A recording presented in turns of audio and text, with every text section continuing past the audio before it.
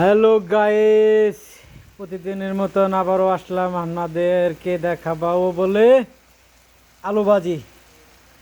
দেখেন আমরা কিভাবে আলু ভাজি করি।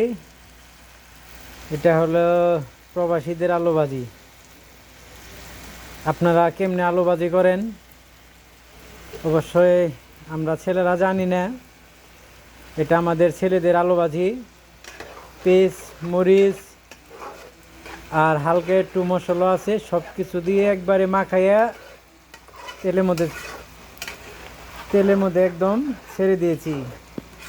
পাউডারটা একদম হালকা দিয়েছি। আলুটা একদম অররা হবে আর কি। আলুটা অনেক বড় একটা আলু আর কি। একটা আলু দেখছেন কত বড় আলু আর কি। একটা অনেক বড় আর কি, কমসে কম আপনার 700 গ্রাম হবে। 700 গ্রাম 600 গ্রাম। আজকে রাতের খাবার